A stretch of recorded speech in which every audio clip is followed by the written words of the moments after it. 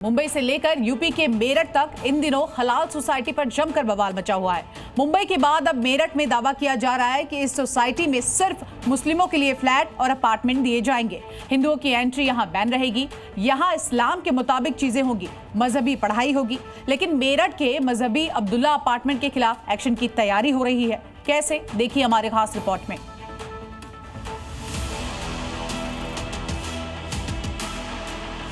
मुंबई से मेरठ तक जिन्ना सिंड्रोम, हलाल सोसाइटी पर बड़ा बवाल। हलाल अपार्टमेंट में हिंदुओं की एंट्री बैन, सिर्फ मुसलमानों के लिए बिक रहे फ्लैट।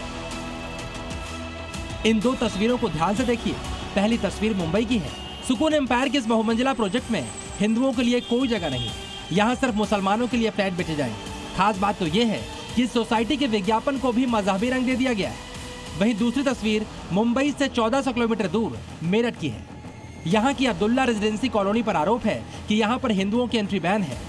यहाँ भी हिंदुओं के फ्लैट खरीदने पर रोक की बात सामने आई है। लेकिन खबर सामने आने के बाद इस सोसाइटी के खिलाफ जांच शुरू हो गई। योगी के ऊर्जा राज्य मंत्री सोमेंद्र तोमर ने तो यहाँ तक कह दिया कि अगर जांच में गड़बड़ी पाई गई तो एक्शन होगा और बुलडोजर भी चलेगा। ये दुखद है।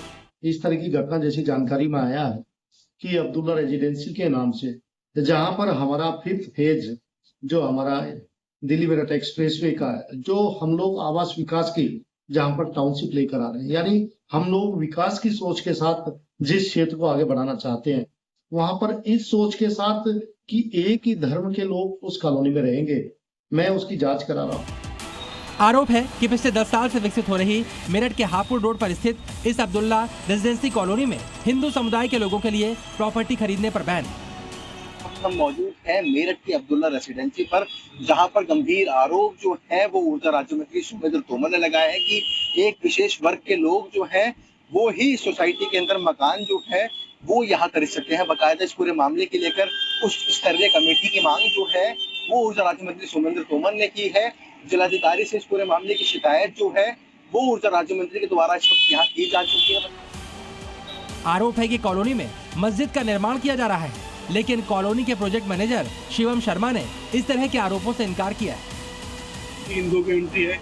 मैं खुद शर्मा हूँ और एक नितिन यादव है हमारे स्टाफ, और गुप्ता भी हैं काफी सारे, और दूसरी बिरादरी के भी हैं, काफी लोग हैं यहाँ पे। कितने एरिया में कॉलोनी बन रही है? ये लगभग 1700 स्क्वायर मीटर के आसपास है। अच्छा, क्या क्या है इसमें? इसमें विला है और कमर्शियल है। हालांकि धार्मिक आधार पर भेदभाव के मामले ने तूल पकड़ लिया है। साथ ही आरोप ये भी है कि जिस जमीन पर यह कॉलोनी विकसित की जा रही है वो जमीन एक गैंगस्टर के परिवार से ताल्लुक रखती है। हालांकि मेरठ की इस कॉलोनी पर आरोप है कि कोई हिंदू मकान नहीं खरीद सकता। दावा किया गया है ये पूरी तरह से हलाल सोसाइटी होगी, जहां पर अंदर मस्जिदें होंगी और बच्चों को इस्लाम के मुताबिक मजहबी शिक्षा दी जाएगी, और सभी परिवार मुस्लिम होंगे और दूसरे धर्म के लोगों से दूर वो अपने दीन की इबादत कर सकेंगे। ऐसे में सवाल है कि मुंबई हो या मेरठ, क्या धर्म के आधार पर सोसाइटी बनाना धार्मिक आधार पर देश को बांटने की साजिश नहीं है? कहीं इस तरह की हलाल सोसाइटी के जरिए गजवाई हिंदी की साजिश तो नहीं की जा रही? और अगर देश में बहुसंख्यक हिंदू ऐसी कॉलोनियां बनाने लगे तो क्या होगा?